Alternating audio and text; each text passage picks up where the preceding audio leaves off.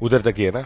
नहीं, अच्छा, from joint stock company till the end of the chapter, तो first part is omit. हाँ, अरे उल्टा चल रहे हैं लोग। ठीक है, no worries.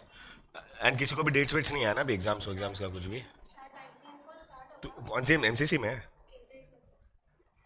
Arts and commerce में, ठीक है। मोस्ट ऑफ द कॉलेजेस का वही रहेगा, 19 20 21 ही रहेगा पोस्ट गणपति। क्या हो गया? क्या भाई, सब लोग वन बाय। टेक्स्ट बुक किधर है? सॉरी, अभी सच बोल, अभी सच बोल, अभी सच बोल। अच्छा, लास्ट टाइम बोल रहा हूँ, अभी सच बोल। पक्का तेरे घर पे नहीं है ना? ठीक है, चल लेक्चर पे जाते हैं तेरे घर पे। तेरा बुक किधर है? कभी आया?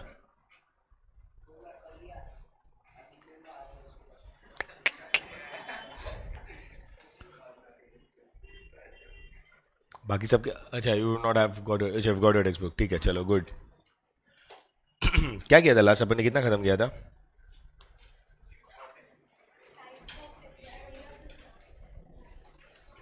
Sorry, we have to start with the types. अपन ने इंपॉर्टेंस का पढ़ लिया था, बरोबर है, फीचर्स एंड इंपॉर्टेंस।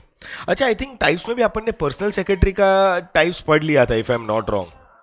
एंड आज अपने को इंस्टीट्यूशनल सेक्रेटरी के बारे में पढ़ना है, येस और no? So yes guys, before we continue, just a minute to you guys. Importance का पॉइंट और वो जो पर्सनल सेक्रेटरी का जो पॉइंट अपन ने हाईलाइट किया था ना, just go through that for once, like you should be well versed with the things जो अपन ने लास्ट टाइम डिस्कस किया था। इंपॉर्टेंट है ये पढ़ना, क्या importance of a secretary. Quick, only a couple of minutes.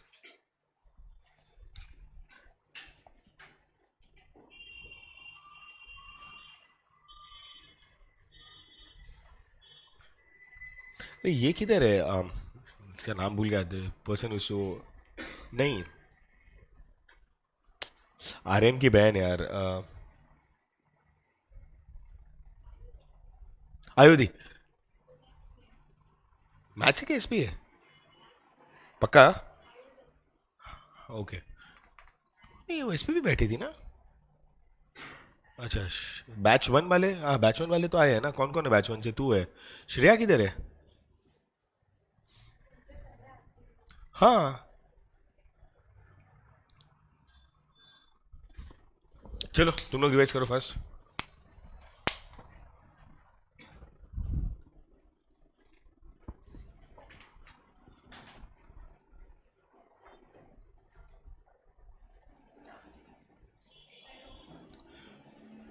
Shreya कड़े?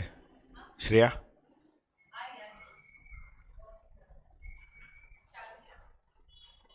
ये टाइम पे आना।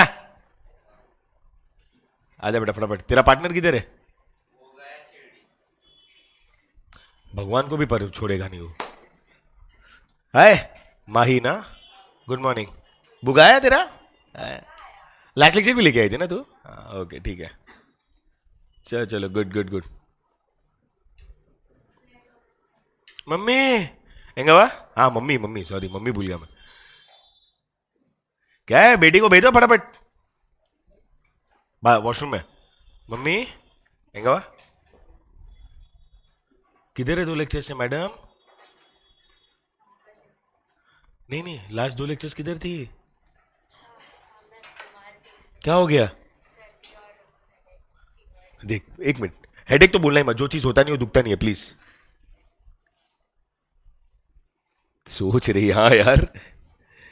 यार ऐसे छुट्टी मत मार, छोटा मोटा तो तबियत ठीक है यार, खराब होता है अपना, बट लेक्चर छुट्टी मत मार। इनिशियल डेज ना एसपी का ना, थोड़ा चैलेंजिंग है। To lectures you missed. चल, एंड अभी भी लेट है नॉट। चल बुक निकाल, नोटबुक बाद में। छुट।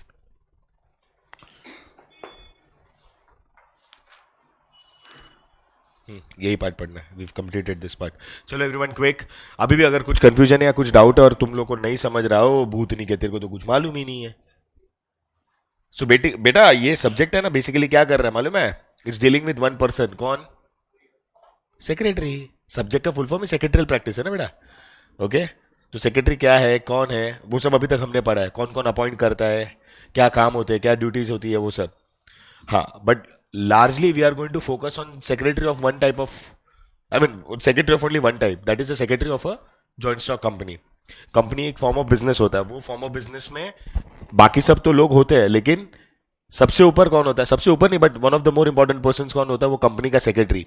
जो तूने अगर प्रोफेशनल कोर्स ऑफ सीएस सुना रहेगा, कंपनी सेक्रेटरी, बस वही सेक्रेटरी के बारे में हम लोग पढ़ने वाले हैं आगे. अभी तक हम लोग ने कलेक्टिवली नॉर्मल सेक्रेटरीज के बारे में पढ़ा है, लेकिन now we will be focusing on what? We will be focusing on company secretary. बरोबर है? अभी मतलब नेक्स्ट चैप्टर से.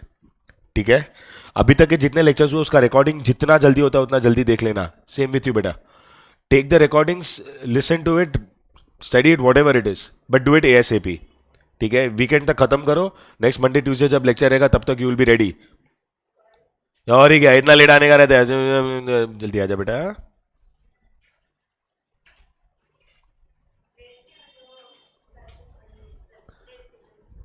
घंटा ला रहा था ना, सच बता. हाँ, बोलने का ना सर, बोर हो रहा था. चल चल चल फटाफट.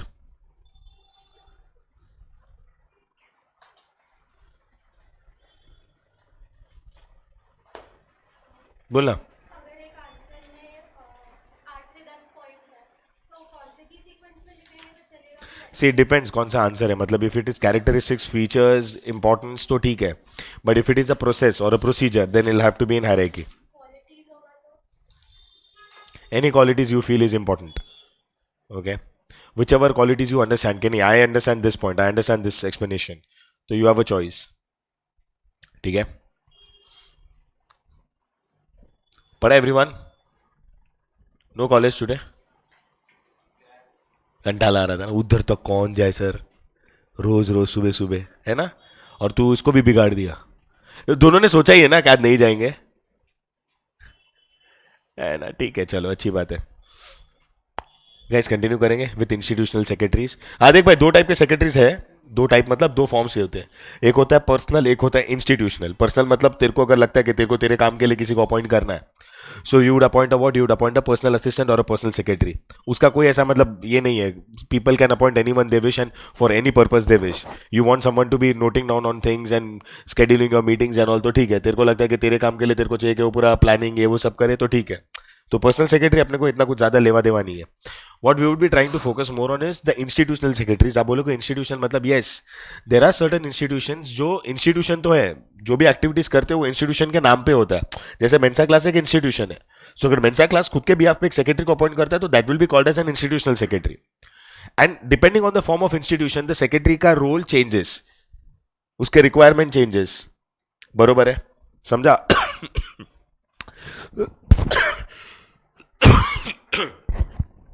वन ऑफ द इंस्टीट्यूशंस जो हम लोग पढ़ने वाले वो जॉइंट स्टॉक कंपनी अल्टीमेटली, वो आएंगे अपन उसके ऊपर, बट इट इज नॉट. बेटा सॉरी, सुबह सुबह क्यों?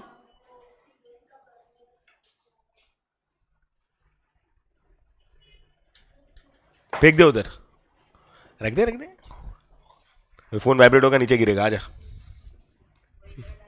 अभी तो गिरने में मजा आएगा. अरे इसका ही वैसे भी सेकंड हैंड है. छोड़ना, ऑफिस का है ना, जान दे. टूटने देना आएगा. नहीं लेंगे, अरे हाँ, मैं बोलता हूँ ना, बोलेंगे छोटा है तो नहीं लेंगे. एंड मैं हूं ना, मैं भी वही बोलूंगा, मत लेके दो. सो या मैं क्या बोल रहा था? So ultimately we are going to understand about company secretary only, but it's not only a joint stock company who appoints a secretary. ठीक है? देर आर अदर इंस्टीट्यूशन जो जहां पे सेक्रेटरी होता है और सेक्रेटरी को अपॉइंट किया जाता है. बरोबर है? ओके. नाउ सेम हालत है यार तेरे जैसा मेरा. परेशान हो गया यार. सो या what I was saying is, हम लोग first form of institutional secretary पढ़ते हैं. कौन सा पढ़ेंगे guys? We will study about the secretary of a non, नहीं नहीं, पहले जॉइंट स्टॉक नहीं, पहले आएंगे उसके ऊपर, रुक जा. नॉन प्रॉफिट एसोसिएशन, नाम से समझो गाइस, नॉन प्रॉफिट एसोसिएशन. और व्हेन आई से नॉन प्रॉफिट एसोसिएशन मतलब यहां पे ना बहुत सारी एक्टिविटीज होती है, बहुत सारी एक्टिविटीज होती है, but all those activities are not intended towards earning और जनरेटिंग इनकम और मनी. अरे है ना नॉन प्रॉफिट एसोसिएशन? वाह बेटा वाह. बरोबर. वहां पे बहुत सारी एक्टिविटीज होती है. ठीक है? But no activity is focusing और कॉन्सेंट्रेटिंग ऑन अर्निंग मनी और इनकम. वहां पे इनकम जनरेट नहीं होती है, बस एक्टिविटीज को प्रमोट किया जाता है. I give you certain examples of non profit associations guys. जैसे have you heard about Lions Club, Rotaract Club, gymkhanas? मालूम है बहुत सारे तुम्हारे मम्मी लोग, डैडी लोग, कोई तो ऐसा कोई सोशल ग्रुप का पार्ट होंगे. एकता ग्रुप, ये ग्रुप, वो ग्रुप. हाँ होता है, बहुत होता है. ये +40 वालों को ना बाद में लाइफ में कुछ मिड टर्म क्राइसिस होते हैं ना, तो उन लोग बोलते हैं अपन ये सब चीजों में ऐड हो जाते हैं. सच में उनको लगता है कुछ ना कुछ एक्टिविटी हो जाए, अपना टाइम पास हो जाए. यस और नो? एंड ऑब्वियसली यहाँ पे बिजनेस नहीं होता है, यहाँ पे एक्सचेंज ऑफ ये क्या बोलते हैं, गुड सर्विसेज नहीं होता, बस एक्टिविटीज करवाते हैं. जैसे for example they would be wanting to promote any kind of social activities, art, may be educational activities, sports activities. अब जिमखाना वगैरह सुनते तो यही सुनाई देता है ना, वहां पे स्पोर्ट्स, कल्चरल, आर्टिस्टिक, ये सब चीजों को प्रमोट किया जाता है कि नहीं? बट पैसा नहीं होता. बरोबर है कि नहीं? There is no money. हाँ, मेंबरशिप फीस वगैरह होता है, वो तो आपको ऑब्वियसली मेंबरशिप लेनी है और ये सब एक्टिविटीज में पार्ट लेना है, तो बात अलग है. But there is no exchange of goods and services. It's just that you are getting associated to a non-profit association by paying a very nominal amount of membership fees, and based on that फिर उन लोग क्या करते हैं, उन लोग ये activities करते हैं, प्रमोट करते हैं उसको, and people take benefit out of it. अब जैसे इधर लायंस क्लब है, तो लायंस क्लब में ना स्पोर्ट्स एक्टिविटीज भी प्रमोट होता है, सोशल एक्टिविटीज भी प्रमोट होता है, सोशल प्रोग्राम्स भी उन लोग अंडरटेक करते हैं, हेल्थ मेजर्स वगैरह भी उन लोग वो प्रमोट करते हैं. जैसे वहां पे ना ब्लड टेस्ट वगैरह भी होता है, it is at a very nominal cost. वहां पे डेंटिस्ट्री भी होती है at a very nominal cost. छोटे मोटे ट्रीटमेंट भी होते हैं at a very nominal cost.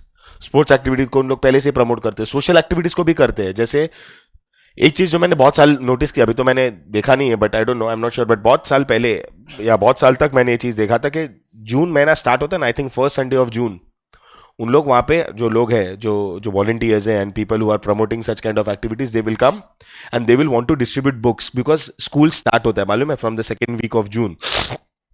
तो notebooks, long books, text books, depending upon the background of the child, they would want to support them. Stationery item, school bags, पूरा लिख load करके देते हैं उसको. चलो ये बच्चा 5th स्टैंडर्ड में है, ये स्कूल से है, तो इसके जितने भी बुक्स है, notebooks, long books, stationery, bag, water bottle, ये सब तेरे को लोड करके लिटरली बैग ही भर के तेरे को दे देंगे कि लेके जा. This is just our part of support towards promoting girl child education. करते हैं उन लोग. हाँ, पैसा अगर आपको देना तो they will charge a very nominal amount. उन लोग बोलेंगे चलो पूरा ये सब का बैग वीग टिफिन विफिन ये वो सब डाल के तुमको 200 रुपया देने का. Text book, notebook, long book, pen, pencil सब आ गया उसमें. सो कैसा है मालूम है, पैसा नहीं भी लेंगे तो भी चलेगा, क्योंकि उनके पास डोनेशंस वगैरह है. So mostly they are focusing and they are working because they have a lot of support through donations and all. But अगर नहीं भी होता है ना, तो और वहां पे जो लोग मेंबर्स बनते हैं, दे हैव टू पे a nominal amount of membership fees, और वो एनुअली रिन्यू करना पड़ता है. बहुत नॉमिनल अमाउंट होता है, but people do enjoy. I have some contacts of people and I know certain certain organizations या certain mom, उन लोग भाई बहुत रेगुलरली दूसरे प्रोग्राम्स करते हैं. जैसे फॉर एग्जांपल कोई एक अच्छी मोटिवेशनल मूवी आती है, या कुछ एक सोशल ड्रामा या सोशल ऐसा शो आता है, तो उसको उन लोग लेके जाते हैं. जैसे मुझे एक पता है कि one of my family members is associated to such kind of group. मतलब वो सीनियर सिटीजन्स के लिए, ठीक है, सीनियर सिटीजन जो 60+ होते हैं ना, तो वो उनके लिए एक ग्रुप बनाया है. और उन लोग ने 2 मूवीज रिसेंट में जो उनके लिए बताई थी, एक थी वो 12th फेल. सो वही uncle aunty they came to our place, और देन उन्होंने बताया था अरे मूवी बहुत अच्छी, आप देखो. मतलब हमने तो देख ली है, you are maybe 5-10 days 15 days late. क्योंकि उन लोग तुरंत नहीं लेके जाते, क्योंकि उनको भी सी, अगर मैं वो नॉन प्रॉफिट एसोसिएशन को रन करता हूं, तो मुझे भी तो कॉन्फिडेंस होना चाहिए कि मूवी अच्छी है क्या, कि मैं तुम्हारे जैसे लोगों को लेके जाऊं. सो एक हफ्ता के बाद ऐसा देख लिया, लोगों का रिव्यू देख लिया, रिस्पॉन्स देख लिया, खुद भी जाके देख लेते हैं जो ऑर्गेनाइज करते हैं. उनको लगा कि ये मूवी दिखाने जैसी, तो दिखाते हैं. बरोबर है. और एक और मूवी आई थी अमिताभ बच्चन की, वो ऊंचाई करके एक पिक्चर था, बहुत अच्छी मूवी थी वो भी, वो उन्होंने दिखाई. तो these are couple of movies which I remember के ये सीनियर सिटीजन्स लोग को दिखाया था, क्योंकि वो मूवी तो उनके जैसे ही लोगों के लिए थी, मोटिवेशन देने के लिए कि भाई even when you are about 60 in your second innings, तो तुम अपने ड्रीम्स एस्पिरेशंस को छोड़ो नहीं, you can still do a lot of things. समझा? तो बस बेसिकली बोलने का बात यही है तुम लोगों को, कि ऐसी सारी चीजों को अगर कोई प्रमोट करता है तो नॉन प्रॉफिट एसोसिएशन है. अच्छा, यहाँ पे भी मैंने जैसे बोला ना, बहुत सारे लोग मेंबर्स बनते हैं, दे पे मेंबरशिप फीस, और ये मेंबर में से ही लोग हैं ना, क्या बनते हैं वो, ये नॉन प्रॉफिट एसोसिएशन के मैनेजमेंट के लिए दे टेक रिस्पॉन्सिबिलिटी. ठीक है। अब आप बोलोगे मैनेजमेंट मतलब है कोई एक बंदा चेयरमैन बन जाता है, एक बंदा कोई डायरेक्टर बन जाता है, एक बंदा कोई ट्रेजरर बन जाता है, और उसमें से एक बंदा सेक्रेटरी भी बनता है। अच्छा, यहाँ पे जितने भी लोग काम में लग रहे हैं, मतलब whoever इज गेटिंग और being associated as a part of management, तो उन लोग है ना mostly they are working on honorarium. Honorarium मैंने तुम लोग को बता दिया था। ऑनरेरियम क्या होता है? फुकड़ में, मतलब नहीं, मतलब मोस्टली तो फुकड़ में ही काम करना है, क्योंकि यहाँ पे इनकम, पैसा, प्रॉफिट नहीं है ना, तो ये सब लोगों को कहाँ से पैसा देंगे, परवड़ेगा नहीं। ठीक है, दैट्स व्हाट इट इज ना। अभी तू जिस बिल्डिंग में रहता है वहां पे भी एक मैनेजिंग कमिटी तो है ना, एक सेक्रेटरी है, एक चेयरमैन है, एक ट्रेजरर है, तो उन लोग कहाँ पे पैसा लेते हैं, बट दे नो कि सोसाइटी को चलाना है, सोसाइटी की एक्टिविटीज को रन करना है, अंडरटेक करना है, तो हम मेंबर्स को ही कलेक्टिवली मेहनत करनी है। So people will come forward and take up that responsibility. बरोबर है? समझ में आ रहा है? तो एक बंदा यहाँ पे सेक्रेटरी भी बनता है। अच्छा, क्वालिफिकेशन वगैरह की बात करें तो यहाँ पे ऐसा कोई इन लोग देखते नहीं, कोई स्पेसिफिक क्वालिफिकेशन लगता है। वैसे भी there is no specific qualification required for the person to be appointed as a secretary of a non profit association. कोई बोलते हैं ना प्री डिफाइंड ऐसा रूल नहीं है कि इनको लगेगा। जॉइंट स्टॉक कंपनी का अपने को मालूम है कि that person will have to be a CS, वो रिक्विजिट है। यहाँ पे कोई रिक्विजिट नहीं है, बट इन लोग क्या बोलते हैं कि एटलीस्ट उसको कंप्यूटर का नॉलेज, नॉर्मल बुक कीपिंग, मतलब इनकम, एक्सपेंसेस, रिसीट्स, पेमेंट्स, वो तुम फाइलिंग वाइलिंग का काम कर लो, ये सब का अगर तुमको बेसिक नॉलेज है, ग्रेजुएट वैजुएट रहेगा तो थोड़ा बेटर हो जाता है। Like it is appreciated if a person carry such kind of qualification and such kind of qualities to be appointed as a secretary of a non profit association. समझा कि नहीं समझा? All of you, like let us see from the textual words, guys. So secretary of a non-profit association, guys, so a non-profit association या NPO बोलो, दोनों एक ही होता है, और NPA बोलो, the organization is formed for the promotion of what social, educational, cultural, art, sport activities with the intention of providing services and not to earn। इसमें business धंधा प्रॉफिट नहीं है गाइस, ये बस सर्विस देना है। Service के लिए जो भी मॉनिटरी ऑब्लिगेशन है उन लोग खुद ही फुलफिल कर रहे हैं। बरोबर है? Now appointment, a non profit association is looked after by the managing committee, yes और नो। और मैनेजिंग कमिटी के लोग कौन है? यहाँ के जो मेंबर्स है उन लोग में ही अपने आप में ना 2 4 5 लोगों को शॉर्टलिस्ट किया है, वो become a part of the managing committee. जिस बिल्डिंग में तुम लोग रहते हो वहां पे भी मालूम है ना, तुम लोग ने सिलेक्ट करके एक मैनेजिंग कमिटी फॉर्म की है। 4th फ्लोर वाले अंकल सेक्रेटरी है, 7th फ्लोर वाले अंकल चेयरमैन है, 9th फ्लोर वाले अंकल ट्रेजरर है, 1st फ्लोर वाली आंटी बकबक करती है। हमारी बिल्डिंग में एक 1st फ्लोर में आंटी, भाई साहब, भाई हमारी बिल्डिंग में हमने सीसीटीवी नहीं लगाते ना चलता, क्योंकि पूरा दिन खिड़की के बाद चालू रहता है इसका, पंखे के जैसा घूमते हैं उसका मुंडी। और अगर समझो कोई आया किसी को, उसने 2 मिनट इधर को जाओ, ए नहीं नहीं इधर नहीं करने का, ऐसे करने, मतलब वॉचमैन बोलता है साला मेरे पेट पे लात मार रही है बंदी। वॉचमैन वाला भी काम, सीसीटीवी वाला भी काम, ये वो सब। भाई लिटरली रजिस्टर मेंटेन करती है खुद के माइंड में, कौन आया कौन गया, किसके साथ आया कौन गया, सब कुछ। एक बार तो एक आंटी को लिटरली वो बोल रही थी, आपका बेटा 3 3 बार नीचे उतरा, भाई तेरे बाप का क्या जा रहा है, आप ध्यान दो। अरे क्या ध्यान दो? स्कूल कॉलेज से आया रहेगा, फिर क्लास गया रहेगा, क्लास से आया रहेगा, बाहर गया रहेगा, बाहर से घर पे आया रहेगा, तो क्या उसमें क्या तुम इतना हिसाब किताब? माँ बाप बोलते माँ कसम फ्री में आया मिल गई मेरे को, इतनी नवरी है। But anyways the point is, अपनी सोसाइटी के लोग हैं, यहां पे भी वैसा ही है। The managing committee is nothing but the members themselves will elect a few people to be taking up that responsibility. बरोबर है? समझ रहा है एवरीवन? नाउ तो मैंने क्या बोला, the managing committee which is elected by the members themselves. Now the secretary may be a full time और a part time depending on the status of the non profit association. अगर non profit association का कुछ बड़े level पे activities नहीं है तो तुमको पार्ट टाइम भी मिल गया ना, तुमको चलेगा सेक्रेटरी। बट अगर तुम्हारी नॉन प्रॉफिट एसोसिएशन है जो अच्छे से चल रही है and it is running successfully and it requires the secretarial obligations on full time basis, तो आप फुल टाइम बेसिस पे एक सेक्रेटरी को अपॉइंट करोगे। बरोबर है कि नहीं? Like for example rotary club, sports क्या बोलते हैं, Lions club, sports club, cultural club, chamber of commerce etcetera, है ना, जिम खाना विम खाना, सब एग्जाम्पल डाल सकते हो इसमें, है कि नहीं? समझा? पक्का? Next, appointment. Now a non profit association would be looked after by the managing committee which is elected by the member, sorry now there is no prescribed qualification for this type of secretary. बोला ना, यहाँ पे कोई prescribe form नहीं है कि इतना minimum qualification, इतना मिनिमम एक्सपीरियंस चाहिए, नहीं, ऐसा कोई जरूरी नहीं है, आप किसी को भी अपॉइंट करो।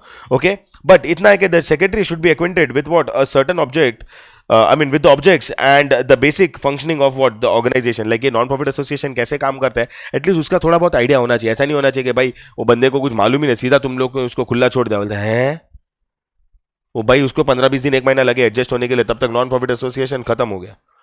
They should be acquainted with basic knowledge.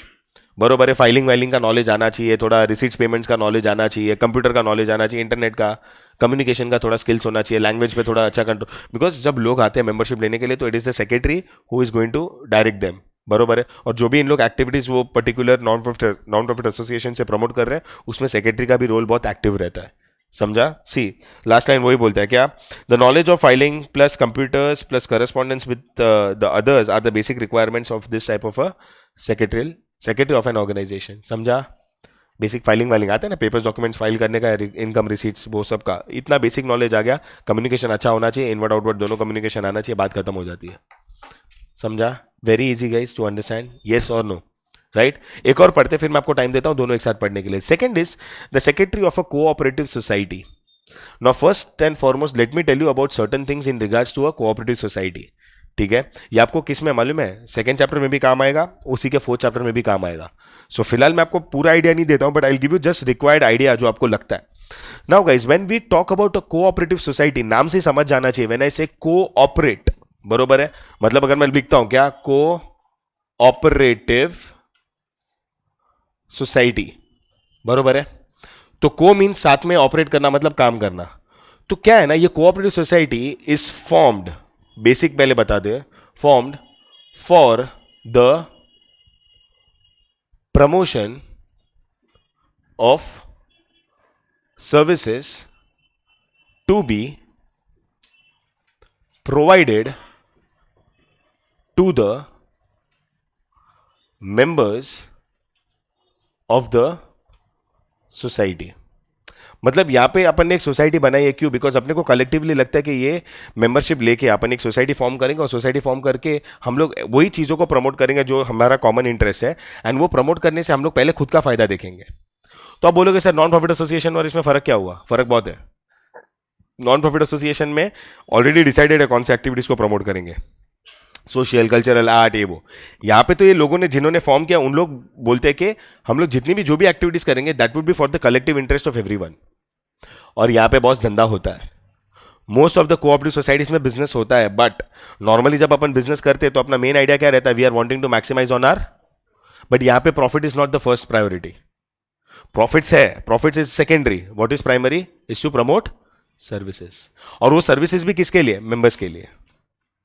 आप बोलो सर एग्जांपल दो, तुम्हारी बिल्डिंग भी एक कोऑपरेटिव सोसाइटी है, पर सर हमारी बिल्डिंग में धंधा नहीं होता, बिजनेस नहीं होता है sir. Okay, exceptional, I will give you other examples जहां पे बिजनेस भी होता है and it is not done on a cooperative basis. Okay, I will tell you. जैसे for example, have you heard about Apna Bazaar? Mulund में रहने वालों को अपना बाजार बहुत फेमस लैंडमार्क है, क्यों, बिकॉज इधर ईस्ट वेस्ट का ब्रिज है।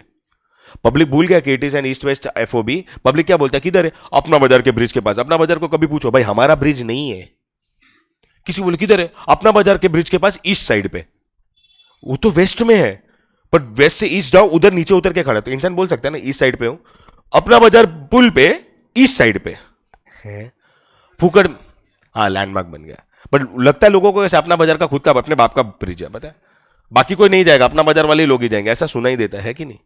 एनीवेज, तो सबको पता है अपना बाजार। अच्छा, you guys tell me, has anyone been to an Apna Bazar ever? 1 2 3 4 5 6, हे तो बेचारा ऐसा ना, उसके घर वाले वो ट्रॉली में बिठा के लेके जाएंगे इसको, है ना। बचपन में ऐसे ही जाता था ना, कभी नहीं गया, बचपन में गया रहेगा ना, ऐसा बिठा के लेके गए रहेंगे ना परसों। अच्छा, now you guys tell me, who like recent में कब गए हो तुम अपना बाजार? रिसेंट में मतलब, अरे देखा देखा देखा देखा, अपना बाजार के अंदर ब्रिज पे अपने को कूदना नहीं है। तेरा मालूम है, तेरा जाना होगा ईस्ट वेस्ट ऐसा कुछ ना। अपना बाजार में लास्ट मंथ गया था, ओके, और याद नहीं है, 10th में गई थी, बाद उसके बाद तेरे को ना बोल दिया ना, मत आना। उधर जाके नहीं गई थी घर वालों के साथ, उधर जाके इतनी बाउली हो गया, मेरे को ये चाहिए वो चाहिए, उधर करने लगी, तो बोलो निकाल दिए। क्या अपना बाजार में ड्राइंग कंपटीशन था?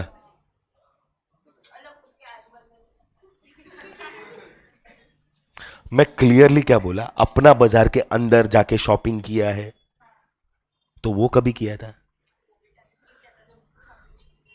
अच्छा, उसी टाइम पे शॉपिंग भी कर लिया है, तो सच बता, शॉपिंग गई थी और कंपटीशन में पार्ट लिया कि कंपटीशन गई थी और बाद में शॉपिंग किया? शॉपिंग इंपॉर्टेंट, कंपटीशन गया भाड़ में। हाँ, तू रिसेंट में गई थी बरोबर, तू कहीं नहीं है नालायक। हर्ष गया है बरोबर है। तो हर्ष रिसेंट में कब गया था? लास्ट मंथ, हाँ सॉरी तूने बोला। तो you know the one reason why people go to Apna Bazar, I tell you, Apna Bazar is at the same lines like a D Mart. Big Bazaar D Mart सब बाद में आए, अपना बाजार बहुत पहले से है। So you tell me the difference between a Big Bazaar D Mart and the other normal retailers, क्या फर्क है? एक बात बताओ, चलो तुम लोग सब डीमार्ट तो गए हो, अभी बोलना मत कि डीमार्ट नहीं गए हो, सब लोग गए हैं। Why does anyone go to DMart? बोलती है शॉपिंग करने। हमको लगा हम उधर पॉपकॉर्न खाने जाते हैं। तू बोली झूठी, बोलो क्यों जाते हैं? बस ये इमोशनल वाला पॉइंट बोल दो ना कि सर सस्ता है। ठीक है गरीबो, सबको मालूम है कि डीमार्ट जाने का रीजन वही है। हाँ पर सस्ता, वो बोल। सब चीजें मिलती है सस्ती वाली उधर। इंसान है ना, अगर आजू बाजू में डीमार्ट में रहेगा ना, तो एक चीज भी लेने डीमार्ट जाएगा, भले वो बोलता मेरा 5 रुपया बच गया। ठीक है, गरीब लोग हैं। तो ये जो डीमार्ट वाला फंडा है ना, वही फंडे से पहले अपना बाजार चलता था, आज भी चलता है। So basically what is the idea कि वहां पे you are getting things at a discounted price. अब मैं बोलूँ ना, सिंगल जब हम लोग भी छोटे थे, तो हमारे घर के उधर ही है अपना बाजार, अभी भी। कितना जूना है? When we were in like primary pre primary, तब से है। तुम सोच लो कितना जूना है, मोर देन 30 years। ठीक है ना? तो कुछ भी होता था, घर वाले जा फटाफट जा इधर से ये 2 चीज लेके आ, क्योंकि घर के एकदम नजदीक था भाई, भाग के लेके आते थे हम लोग, इतना नजदीक। ठीक है, ये चल चल चल, अपना बाजार से लेके आ। अरे घर के बाजू में भी है ना एक किराने का दुकान था, but still because it was such at a near discount. बचपन में हमको साइकिल भी मिल गया था, तो साइकिल में लेके जाने के लिए और मजा आता था, क्योंकि थोड़ा लॉन्गर डिस्टेंस है ना, घर वाले परमिशन दे रहे तो हम लोग जाके लेके आते थे। घर वाले भेजते क्यों थे तभी हमको समझा नहीं, हमको तो एक्साइटमेंट था साइकिल चलाने मिल रहा है, घर वाले पैसे बचा रहे हैं। ठीक है, डिलीवरी वाला भी मिल गया, फटाफट भी आ गई चीज, क्योंकि उन लोग खुद जाते हैं, तैयार वैयार होते हैं, ये जाते हैं, और बाजू वाले दुकान में भी जाते हैं, तो टाइम भी उतना ही लगता है और पैसे भी महंगा पड़ता है। यहाँ पे सस्ता भी पड़ा और वही टाइम पे मिल भी गया। तो मैं जनरली बताऊं कैसा सीन है। So if you go to a D Mart और अ बिग बाजार और एन अपना बाजार फॉर दैट मैटर्स, तो वहां पे अगर मैं बोलता हूँ चल get me a bottle of water, तो आप बोलोगे सर 20 रुपए का आता है, एंड मैं मेंटली रेडी हूँ 20 रुपया देने के लिए, मैंने इसको 20 रुपया दिया and I asked to get it. But जब तुम अपना बाजार से लेने जाओगे ना, दैट अपना बाजार will not charge you 20 rupees, 18 या 19 रुपीज चार्ज करेगा। अब ये बोलेगी सर क्या चिंदी आदमी हो आप, 1 रुपया बचाने के लिए बिग बाजार और इधर हमको भेज रहे, किधर अपना बाजार। फॉर यू इट साउंड्स 1 रुपी और 2 rupees, for me if it is 1 rupee less it is 5%, if it is 2 rupees less it is 10%। एक चीज के ऊपर अगर 10% मिल रहा है, अगर 1000 रुपए की चीज लूंगा तो 100 रुपया फर्क पड़ जाएगा। अब तुम भी और मैं भी दोनों रेडी है 20 रुपया देने के लिए, बट फिर भी अगर अब वहां पे उन लोग 1 या 2 रुपया कम ले रहे तो वी फील गुड, यस और नो, मेंटली मैं रेडी हूं। और अगर मेंटली मैं रेडी हूं तो उसको अगर वो 2 रुपया एक्स्ट्रा मिल रहा है तो that would have been its profit. But उसने प्रॉफिट नहीं लिया पहले, उसी वो 18 रुपए में भी बेचा या 19 रुपए में बेचा ना, तो उसमें भी उसका प्रॉफिट है। पर वो पूरा 20 रुपया लेके और प्रॉफिट कमा सकता था, लेकिन उसने वो नहीं किया। उसने क्या बोला कि मैं प्रायोरिटी में मैं मेरे मेंबर्स की सर्विस रखता हूं। सो मेरे से कम पैसा लेके उन्होंने सर्विस दिया, लेकिन वो 18 या 19 में भी बेचने के बाद प्रॉफिट था उसमें, यस और no? Economies of scale, because you are buying in bulk. तो तेरे को तूने मालूम है तेरा एक फेवरेट टॉपिक था ट्रेड डिस्काउंट, तो उनको trade discount and bulk discount मिलता है ना, इसके लिए they are able to sell. Retailers इतने लार्ज क्वांटिटीज में परचेस नहीं करते, तो they do not enjoy the economies of scale. Simple है, सिंपल लॉजिक है, बरोबर है कि नहीं? ये बिग बाजार डी मार्ट, कभी फुर्सत में है ना तुम लोग को डी मार्ट का मैं बिजनेस स्ट्रैटेजी बताऊंगा, तुम पगला जाओगे उसकी स्ट्रैटेजी सुन के, and that is why so successful. Not the time, not the correct time to tell you, but I will tell you कि उसकी स्ट्रैटेजी, और एक स्ट्रैटेजी नहीं यूज कर रहा हो, मल्टीपल स्ट्रैटेजीज यूज कर रहा है, जिसके लिए वो इतना सक्सेसफुल है। समझ में आ रहा है गाइस? तो ये कोऑपरेटिव सोसाइटी है, कंज्यूमर कोऑपरेटिव सोसाइटी, क्या अपना बाजार। वैसे ही कोऑपरेटिव बैंक्स होते हैं गाइस, नाम सुना रहेगा ना, बहुत सारे बैंक के नाम के आगे ना कोऑपरेटिव लगता है या सहकारी लगता है। TJSB, Thane Janata Sahakari bank, Saraswat bank, Abhyudaya bank, Shamrao Vithal cooperative bank, Bharat cooperative bank, ये सब सुना है ना। Punjab Maharashtra cooperative bank, PMC सुना ही रहेगा। तो यहां पे भी है ना, अगर आप वहां पे अकाउंट ओपन करते हो नॉर्मल बैंक और इसमें ना फर्क इतना ही रहेगा, नॉर्मल बैंक वाला आपको बोलेगा मैं आपको 2.5% इंटरेस्ट देता हूं, तो कोऑपरेटिव बैंक बोलेगा मैं आपको 2.75% देता हूं। 0.25% का भी तुम्हारा फायदा हुआ कि नहीं हुआ? तुम बोलते हो मैं नॉर्मल बैंक में लोन लेने जाता हूं, बोलेगा 10% rate of interest, cooperative bank बोलेगा मैं तुमसे 9.5% लूंगा, तो 0.5% का अगेन तुम्हारा फायदा हुआ। They can use that money and keep it in their profit as a part of their profit, but नहीं, उन लोग अपने प्रॉफिट पे ऊपर फोकस पहले नहीं करते, पहला फोकस किसके ऊपर कर रहे हैं? To provide services to the members और द कस्टमर्स। हर किसी का फायदा नहीं करवाएंगे, उन लोग अपने मेंबर्स का ही फायदा करवाते हैं, बरोबर है? तो ये फॉर्म ऑफ ऑर्गेनाइजेशन को हमारी कंट्री में वो एग्जिस्ट कर रहा है, ठीक है? अब कैसा है मालूम है, कोऑपरेटिव सोसाइटी को फॉर्म करने के लिए ना, फॉर्म करने के लिए यू नीड मिनिमम 10 मेंबर्स। क्या है? 10 मेंबर्स लगते हैं। और सीन कैसा है मालूम है गाइस, सोसाइटी को है ना, सोसाइटी के लिए रजिस्ट्रेशन, क्या रजिस्ट्रेशन इज कंपलसरी। क्या है? इट इज, मतलब ये ऑर्गेनाइजेशन को ना उसको खुद का अपना लीगल स्टेटस मिल जाता है बिकॉज इट इज रजिस्टर्ड, बरोबर है? जैसे मैंने तुम लोग को पहले भी बोला था गाइस, तुम लोग रजिस्टर्ड हो? आर यू गाइस रजिस्टर्ड और not? How do you prove it? Exactly same ways यहाँ पे ये सोसाइटी को भी अपन रजिस्टर करेंगे, इसको भी अपनी बर्थ सर्टिफिकेट मिलेगी, इसको भी अपन इनकॉर्पोरेट करेंगे। हाँ, तो अभी ये पूरे के पूरे कोऑपरेटिव सोसाइटी का जो रजिस्ट्रेशन और ये सब आगे की जो एक्टिविटीज है ना, वो एक पर्टिकुलर एक्ट के अंदर है।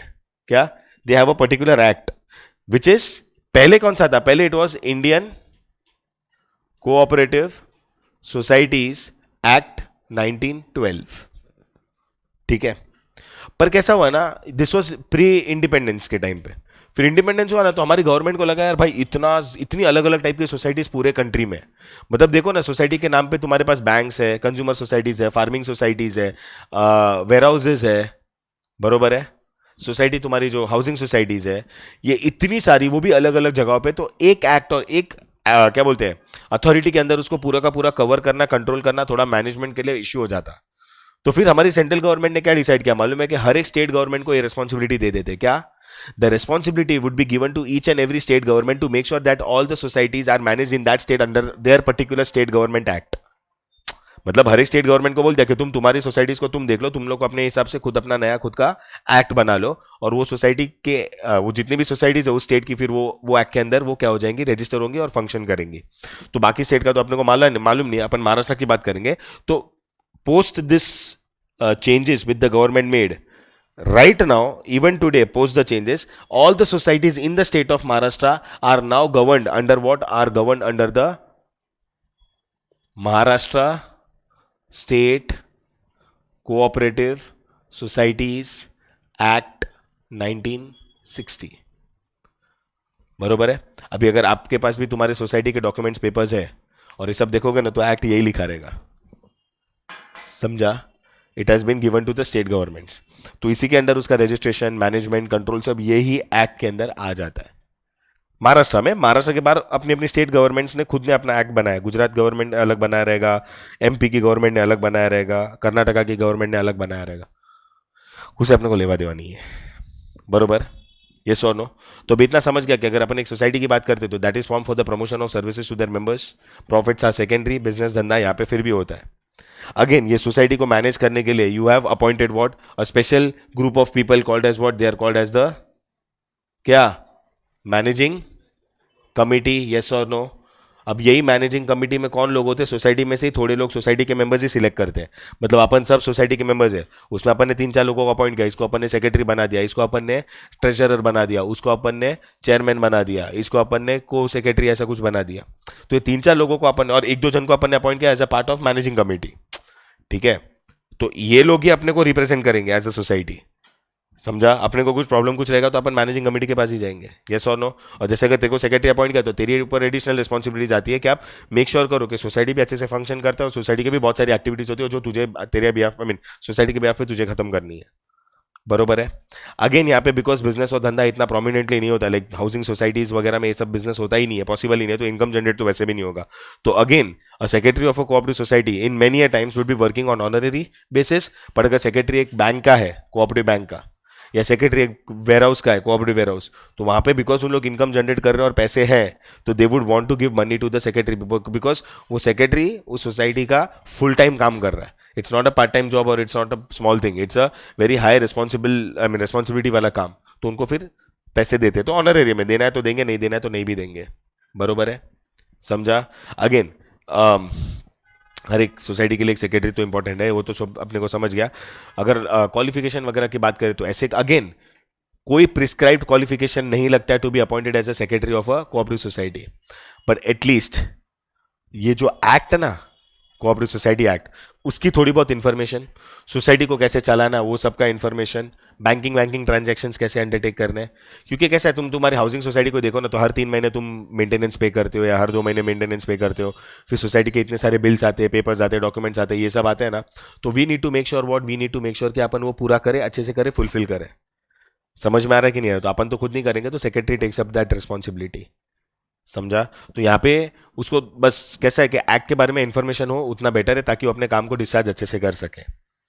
बरोबर है, समझा? और बाकी थोड़ा बहुत लीगल नॉलेज होना चाहिए, थोड़ा बहुत कंप्यूटर इंटरनेट का नॉलेज होना चाहिए, एंड सबके साथ क्या है, बात करने का, करस्पॉन्डेंस करने का जो क्वालिटी होता है ना, कम्युनिकेशन स्किल्स, वो थोड़ी बेटर रहेगा। बिकॉज एज अ सोसाइटी बहुत सारे लोग तुमसे एसोसिएट होते हैं, and there is only one person they look up to, that is the secretary. तो उसके पास वो कम्युनिकेशन स्किल्स होनी चाहिए, राइट? चलो फटाफट अपन ये भी पढ़ लेते हैं। Secretary of a society, so cooperative society is an association which is formed voluntarily. You know, underline the word voluntarily. You know what is the meaning of the term voluntary?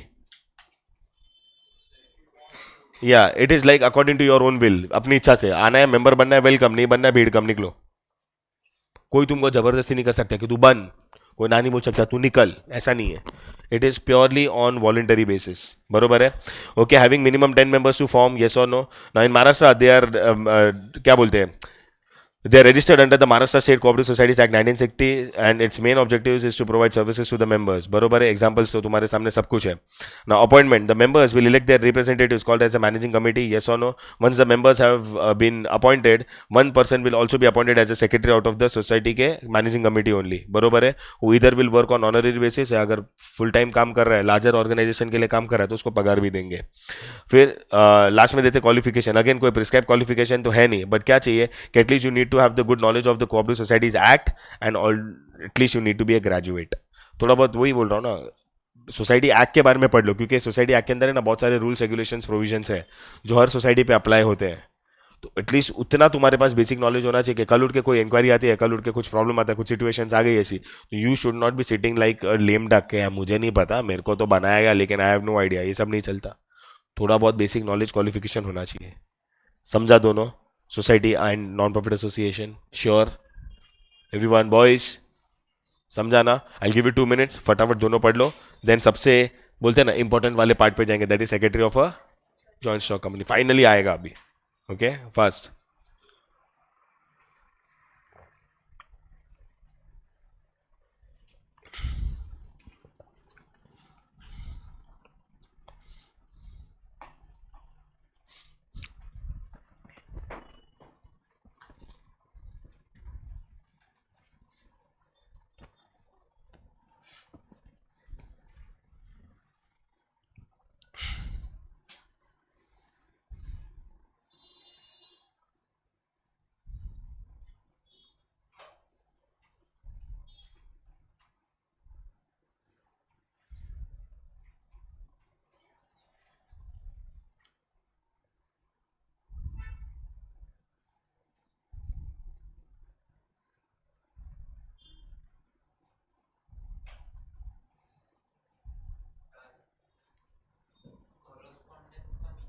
Communicate करना, बातचीत करना, return and oral correspondence दोनों होता है। ये अपन जो कर रहे हैं वो ओरल है, कभी कभी अपन लेटर्स वगैरह के थ्रू भी कम्युनिकेट करते हो, दैट इज रिटर्न। तो ये दोनों की क्वालिटी सेक्रेटरी में होना चाहिए।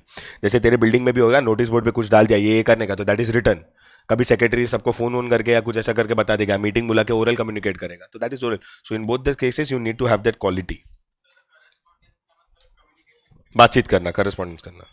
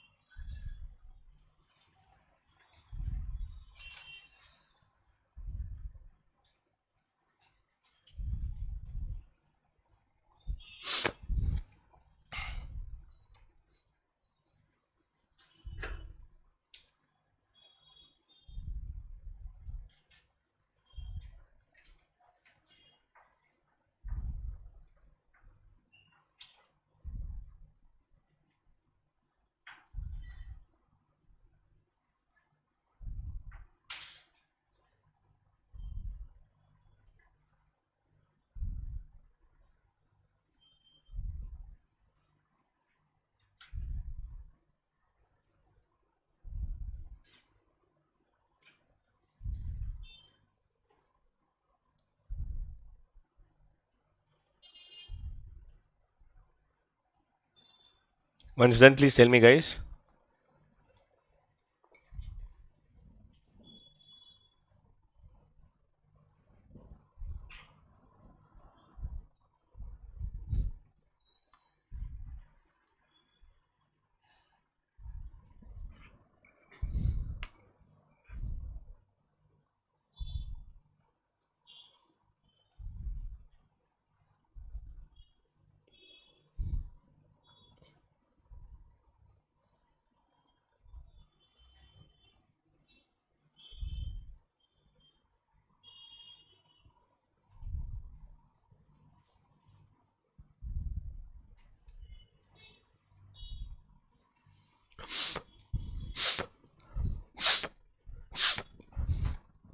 Done. Easy था. Sure, everyone, पक्का आगे बढ़ेंगे. Now we go on to the most important. That is mummy कौन सा? इतना तकलीफ हो रहा है तेरे को बोलना बेटा. Secretary of John stock company सबसे इंपॉर्टेंट वही तो है क्या नहीं? Yes, so one and two both. This is the person we are going to discuss about for the next 2 years, and not actually the person. We are going to discuss about the company, how it is formed, and क्या क्या करना है क्या नहीं करना है company के हिसाब से. वही हम पढ़ने वाले. ओके, क्या हो गया बेटा? दे बजाऊं? अरे सच्ची उसके नीचे ही जुकाम बुकाम भर गया रहेगा ना, इसके लिए. सच बता, आइटम ने चप्पल से मारा ना, सैंडल उठा गया. हाँ, काम ही करता है ऐसे. बता इधर, बता मुंह इधर कर. अरे कर कर देखो. एनीवेज यार, थोड़ा सीजन वैसा है, मेरे को भी ऐसा कभी कभी लगता है कान बंद हो गया है ना. ठीक है, पर अपन छुट्टी नहीं मारते उसके लिए. ठीक है, चलो. एनीवेज गाइस, कंपनी अगर तुम फॉर्म एंड स्ट्रक्चर की बात करो, it is the largest form of business organisation as an option available to the people. उतने बड़े लेवल पे और कोई फॉर्म ऑफ ऑर्गेनाइजेशन तुमको सपोर्ट नहीं करता. It is only one and one, that is a joint stock company. Again एक joint stock company voluntary association है. It's a voluntary association like a cooperative society, कि लोगों को आना है आओ, मेंबर बनना है बनो, नहीं बनना है निकलो, कल्टी मारो. अच्छा, सोसाइटी में जब अपन मेंबर बनते हो, तुम अपने बिल्डिंग के हिसाब से सोचो ना, तो सोसाइटी में अगर मेंबर बनते तो क्या होता है? You have to purchase a house. एक घर लेना है. तुम घर तो लेते हो ठीक है, लेकिन घर की ओनरशिप तुमको कैसे पता चलती है कि तुम घर के ओनर हो? दिमाग होना चाहिए तुम्हारे में.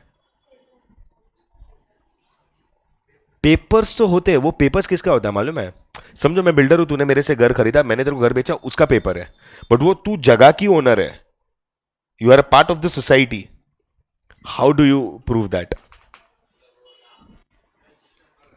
रजिस्टर में नाम वाम भी आता है, लेकिन वो नाम बाद में आता है. पहले क्या मिलता है तुमको? अग्रीमेंट तो तेरे और बिल्डर के बीच में हुआ है, तेरे या सेलर के बीच में बना, कि मैं तेरे को घर बेचा हूं, तेरे को घर मिल रहा है. क्या है घर की बेटा बाजू वाले 2 जन मेरे घर पे रखे जाते हैं चाबी का, दोनों घर मेरे हो गए. मां कसम ऐसे होता, हर बिल्डिंग वाले के घर से मैं ही चाबी उठा था. जिधर मन किया जिधर लगा मैं बैठ जाऊंगा अंदर, ये मेरा घर के. नाम कभी लिखते हैं? Why do they put their names, I mean your names? कैसे वो जगह तेरी हो, कैसे प्रूव हो रहा है? बोल.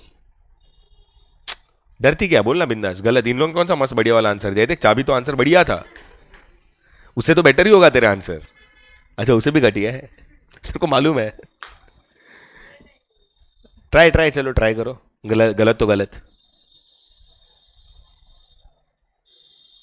सोच सोच. तू कहां पे रहता है? अच्छा बच्चा, तू समझ, मैं बिल्डर था, मैंने तेरे को घर बेचा, वो अग्रीमेंट के पेपर्स है.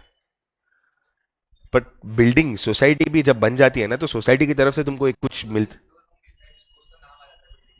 हाँ, पर वो नाम में आ जाता है, तो नाम से आने के बाद सोसाइटी भी आपको कुछ एक देता है प्रूफ, कि हाँ भाई ये घर तुम्हारा है, ये जगह तुम्हारी है.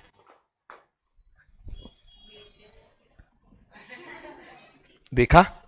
है इससे कुछ घटिया आंसर? मेंटेनेंस का बिल.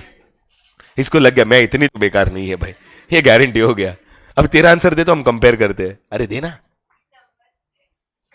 नंबर प्लेट नहीं होता, नेम प्लेट होता है. Sorry, number plate. मालूम घर वाले ने बोला निकल आज के बाद तू गाड़ी में सोना. नेम प्लेट में नाम बाद में आता है, पहले एक चीज मिलती है तुमको.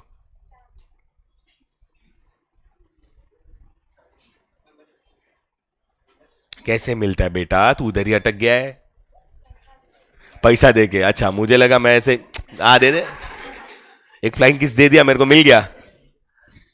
क्या लोग हैं यार इन लोग। You get a share certificate. कौन सा बेटा? Birth certificate, passing certificate, school leaving certificate.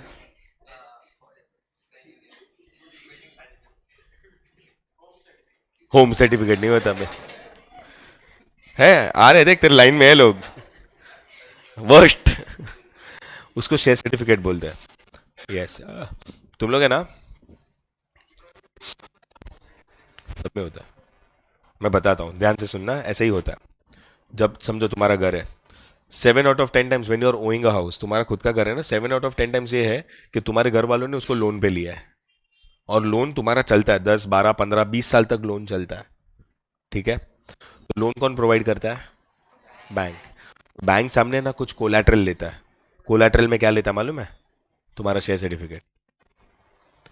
क्योंकि है ना, नाम तुम्हारा है, समझो नाम तुम्हारा है, तो तुम बोलोगे ना कि मैं मेरे घर के पेपर्स दे देता हूं। घर के पेपर्स देने का कुछ सेंस ही नहीं बनता ना, क्योंकि नाम तुम्हारा है, तुम्हारे नाम पे रजिस्टर्ड हो गया है। Exactly exactly. बट बैंक को क्या प्रूफ रहेगा? कि बैंक के पास कोलैटरल में क्या रहेगा? वो शेयर सर्टिफिकेट रहता है। ऑब्वियसली ना, इसके लिए तो अपना हक जमा सकता है ना वो। समझ रहा है मैं क्या बोल रहा हूँ? What I am trying to tell you everyone. पक्का? श्योर? तो यहां पे भी जब एक जॉइंट स्टॉक कंपनी में अपन मेंबरशिप लेते हैं ना, तो अपने को क्या मिलता है? एक शेयर सर्टिफिकेट मिलता है, because we have purchase the shares. और मैंने तुमको पता है एक बार बताया था कि अगर अपन जॉइंट स्टॉक कंपनी के कैपिटल को अंडरस्टैंड करें, बोला था ना अपन ने, डिस्कशन किया था कि नहीं किया था? नहीं किया था?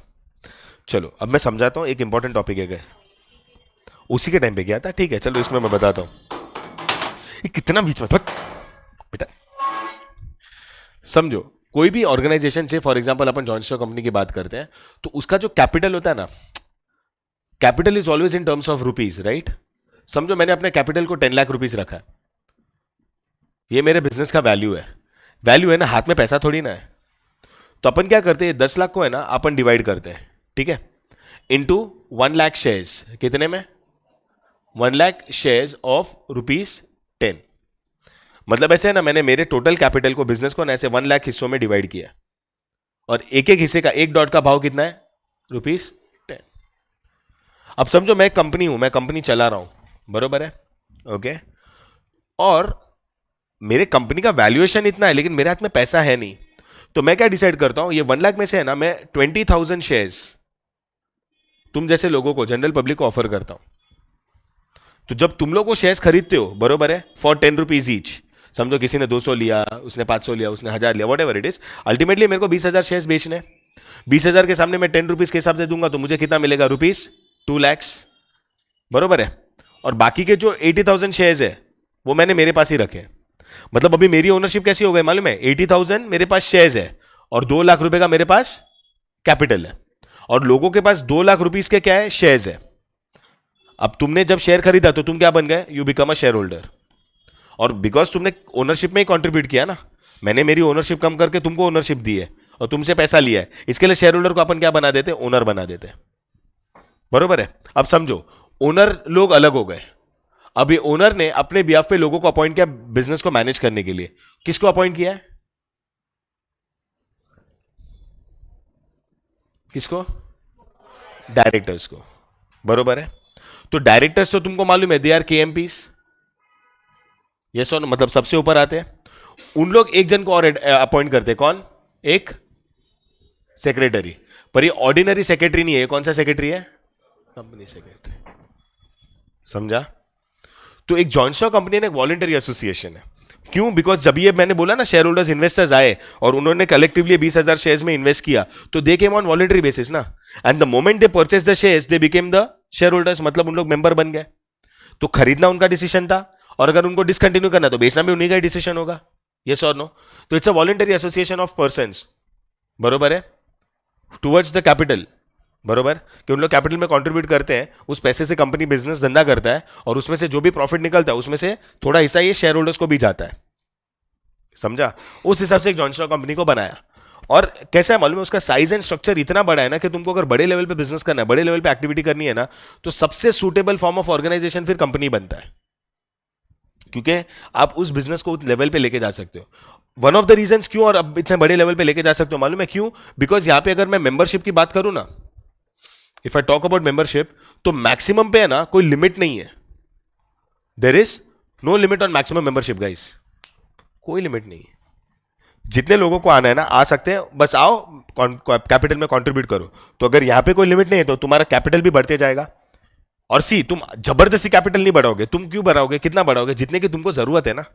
हाँ, अगर मेरे को लगता है अभी बिजनेस में मेरे को कैपिटल की जरूरत है, बिजनेस को मेरे को ग्रो करना है, तो you will do what? You will issue shares at a value. या तो 10 है, कल उठ के वैल्यू बढ़ जाएगी तो मैं 50 में करूंगा, कभी 100 में करूंगा.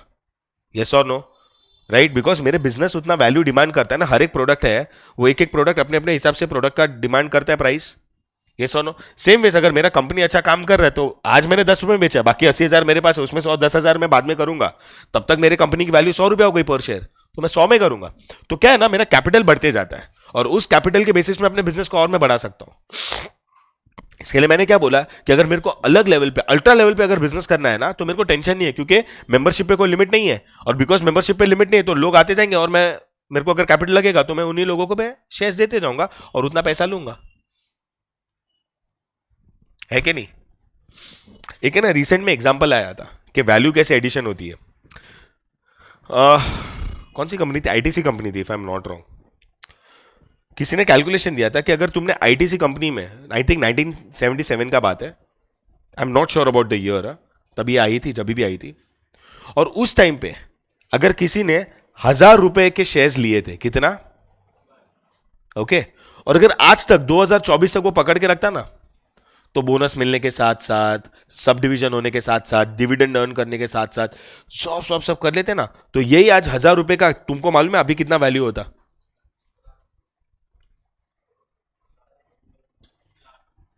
कितना लाख?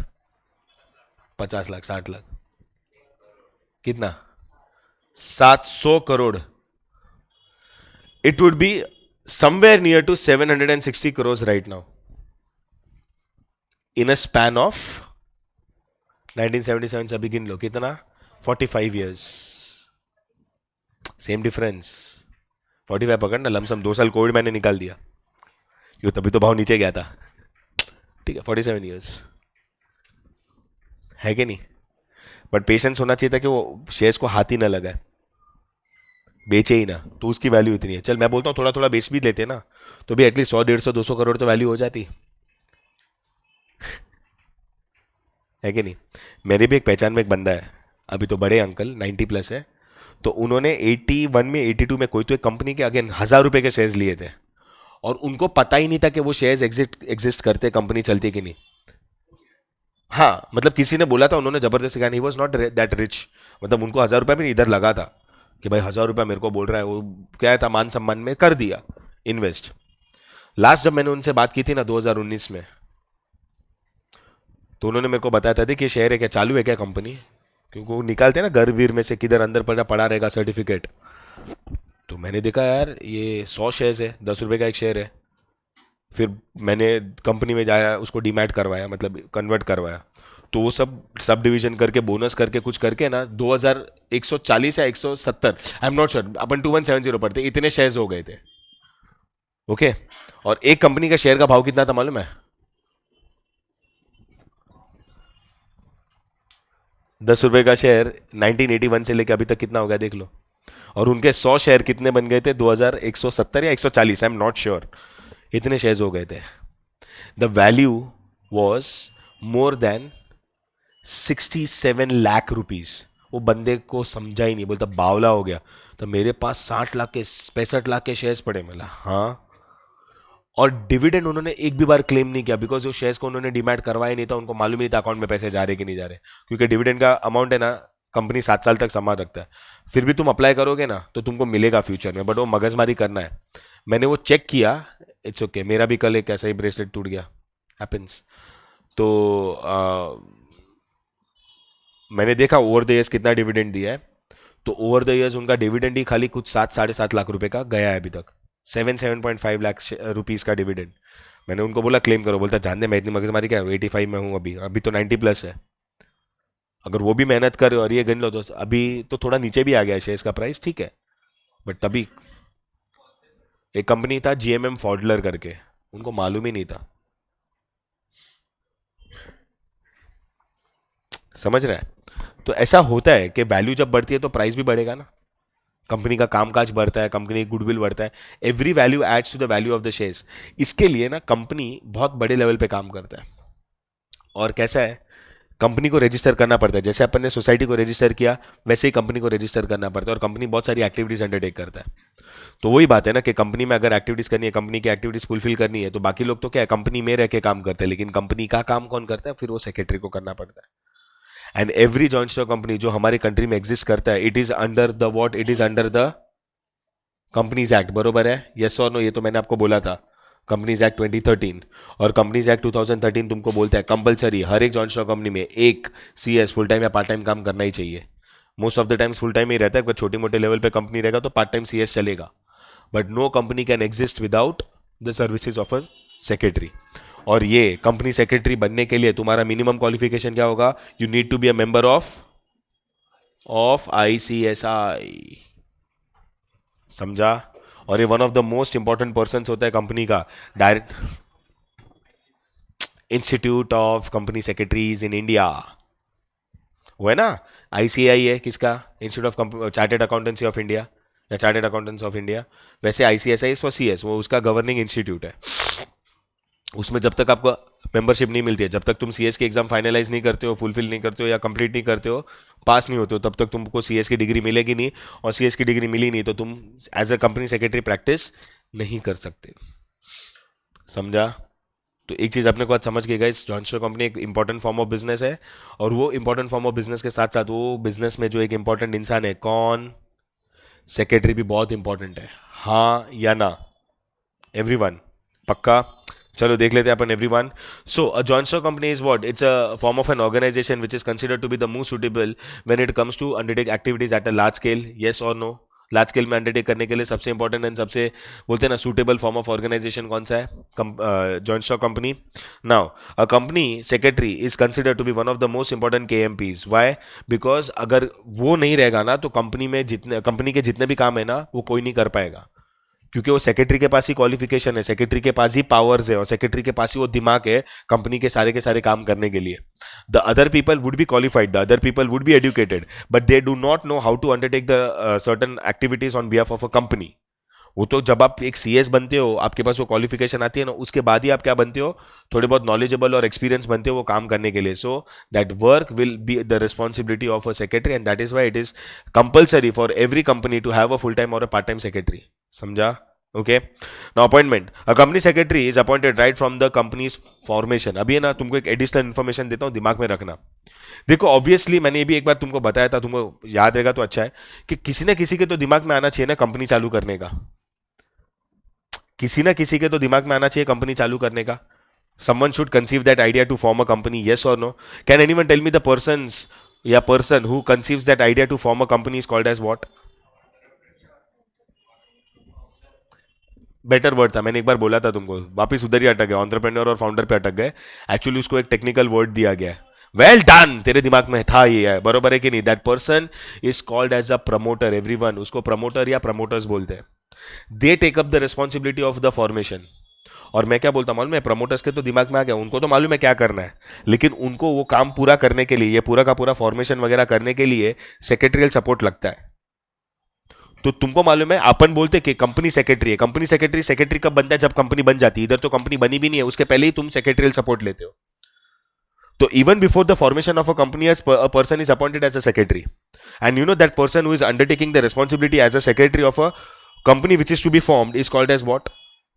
देखो कंपनी बन जाएगा तो एक फुल टाइम सेक्रेटरी बन जाएगा जिसको अपन सीएस बोलेंगे, लेकिन कंपनी बनने के पहले भी एक बंदे को एज ए सेक्रेटरियल वर्क तुम अपॉइंट करते हो करने के लिए, उस बंदे को क्या कौन सा सेक्रेटरी बोलते हैं मालूम है?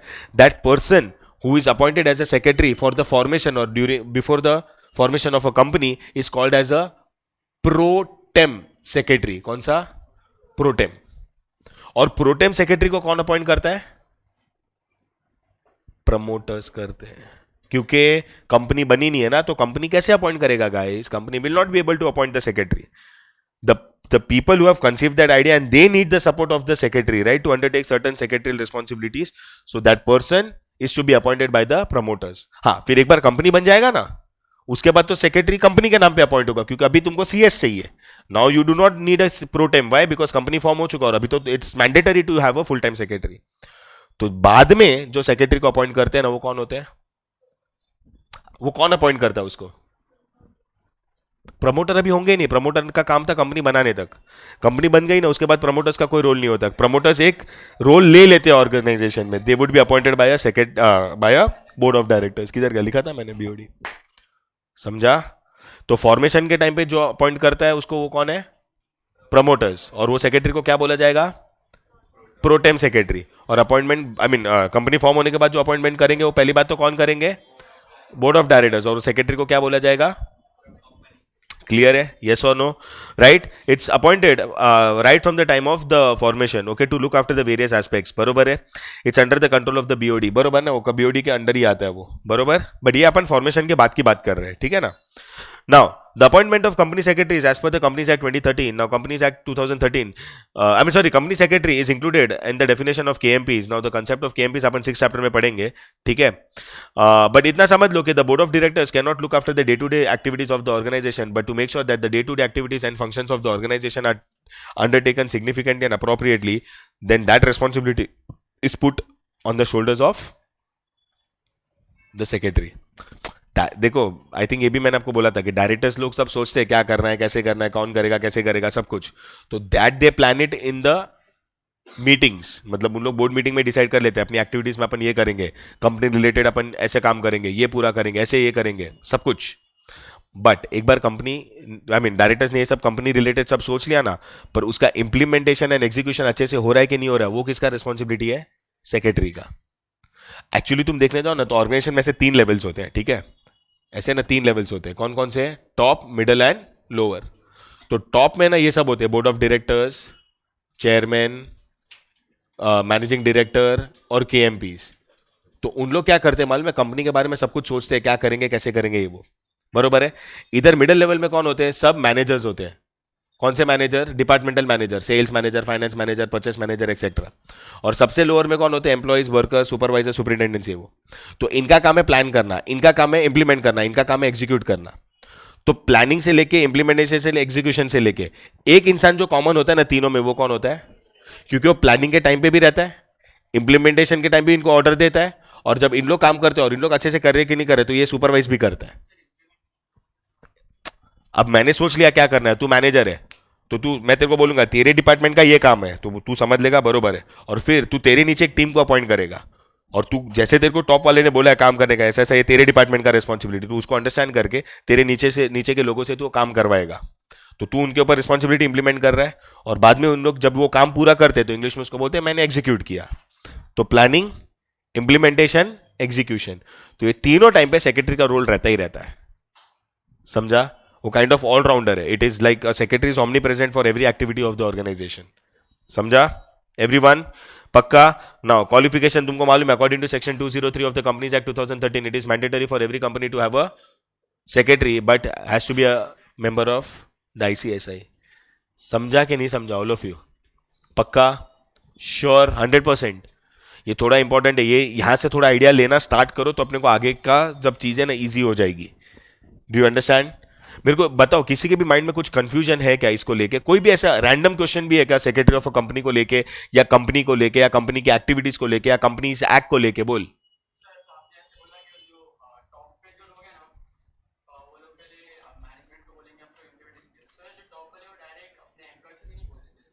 There has to be a gap because there are lot of people ना. अब मेरे को बता, मैं रिलायंस कंपनी में काम करता हूँ, मैं कौन से लेवल पे रहूंगा? मैं रहूंगा से लोअर लेवल पे. हाँ, लोअर लेवल पे. तो तेरे को लगता है कि अंबानी मेरे को आके बोलेगा, या रिलायंस कंपनी का डायरेक्टर मेरे को आके बात करेगा? यहाँ पे भी ना, इसके अंदर भी बहुत लेवल्स होते हैं. मेरा भी एक सीनियर मैनेजर रहेगा, जो इसके हिसाब से वो जूनियर मैनेजर है, पर मेरा तो वो सीनियर है. फिर एक टीम लीडर रहेगा, फिर एक सुपरवाइजर रहेगा, फिर सुपरवाइजर जाके यहाँ के एक सीनियर मैनेजर को बोलेगा, फिर वो मेन मैनेजर से बात करेगा, मेन मैनेजर इधर के लोगों को रिपोर्ट करेगा. मतलब तुम हायरार्की देखने जाओगे ना, तो बहुत बड़ी हायरार्की है.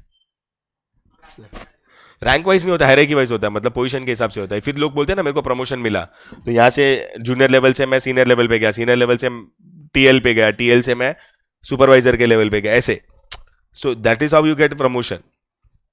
स्कूल में कैसे होता है? Principal, vice principal, HOD, senior teachers, junior teachers, clerks, ये वो तो है ना. समझा एवरीवन?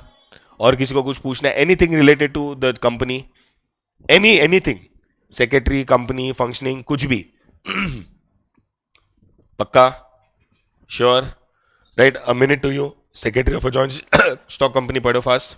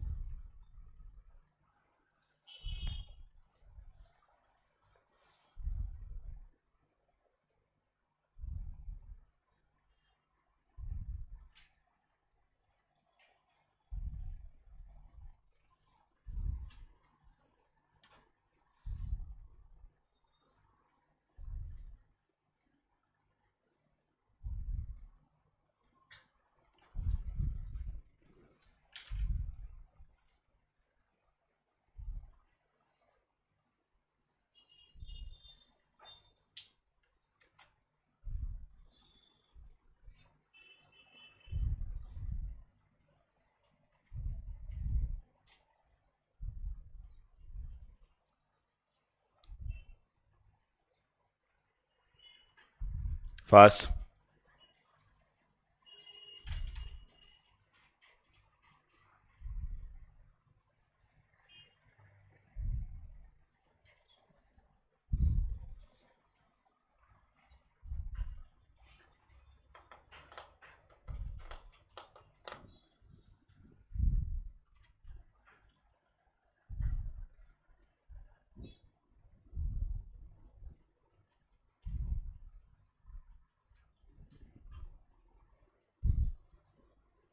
पढ़ बे.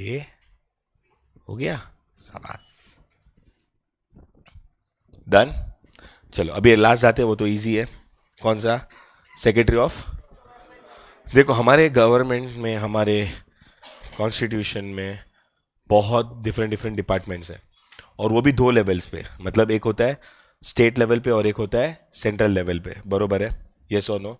और ये अलग अलग डिपार्टमेंट को इसके लिए फॉर्म किया गया because there are so many activities and there are so many functions and there are so many responsibilities which have to be completed and as are the responsibilities of the government to be completed. तो government ने क्या किया हुआ मालूम है? फिर government ने अलग अलग डिपार्टमेंट क्रिएट किए. जैसे एक एग्जांपल है, अपने देश में एजुकेशन चलना चाहिए तो एक डिपार्टमेंट बना दिया, एजुकेशन डिपार्टमेंट. लोगों की सेहत, हेल्थ इंपॉर्टेंट है तो हेल्थ डिपार्टमेंट. अपने देश का बैकबोन क्या, as far as transport is concerned, कौन सा? Railways, railway department. भाई finance very important, finance department. National security, defence, defence department. Home ministry, home department. मतलब तुम देखने जाओ ना, कितने different different different different different different different different departments. और क्या क्या मालूम, हर एक डिपार्टमेंट को मैनेज करने के लिए एक नालायक को अपॉइंट किया है. कौन? उस डिपार्टमेंट का मिनिस्टर. अब हिस्टोरिकली तो अपने को मालूम है, अभी का कैबिनेट नहीं बोल रहा हूं, लेकिन हिस्टोरिकली अपने को मालूम है मोस्ट ऑफ द मिनिस्टर्स क्या थे, आता ही नहीं कुछ. I can give you names where those ministers are ministers but they were not even qualified. Honestly कितने जन को तो साइन करने को भी नहीं आता रहेगा. But it was just because they held that position, तो दे वर अपॉइंटेड. तो अपने को एक्चुअली देखने जाओ ना, अगर कामकाज की बात करनी है और डिपार्टमेंट की एक्टिविटीज की अगर बात करनी है ना, तो डिपेंडेंसी मिनिस्टर पे पहले से नहीं था. बट डिपेंडेंसी ज्यादा किसके ऊपर था मालूम है? सेक्रेटरी के ऊपर. तो हर एक डिपार्टमेंट का एक डिपार्टमेंटल सेक्रेटरी होता है. जैसे अगर होम मिनिस्ट्री है तो होम मिनिस्टर है, और एक होम मिनिस्ट्री का एक सेक्रेटरी होता है. एजुकेशन मिनिस्ट्री है तो एजुकेशन सेक्रेटरी होता है. स्पोर्ट्स मिनिस्ट्री है तो स्पोर्ट्स सेक्रेटरी होता है. फाइनेंस मिनिस्ट्री है तो फाइनेंस सेक्रेटरी होता है. मतलब हर एक डिपार्टमेंट का you have a head, that person is a minister, but apart from that one of the most important persons of that particular department is the secretary. और again क्या है मालूम है, बिकॉज वो डिपार्टमेंट को चलाना, वो डिपार्टमेंट में काम करना, वो डिपार्टमेंट का सेक्रेटरियल एक्टिविटीज को उठाना ना, एक नॉर्मल इंसान के बस का बात नहीं है. वहां तक पहुंचने के लिए और वो पोजीशन को एक्सेप्ट करने के लिए, वो पोजीशन पे अपॉइंट होने के लिए ना, you need to be qualified. And that qualification is what? You need to be a IAS officer. You have to be a member of the civil service. UPSC वगैरह की एग्जाम देनी पड़ती है, उसके बाद तुम एलिजिबल बनते हो टू बी अपॉइंटेड. वो भी अपॉइंटमेंट मिलता है कि नहीं मिलता मालूम नहीं.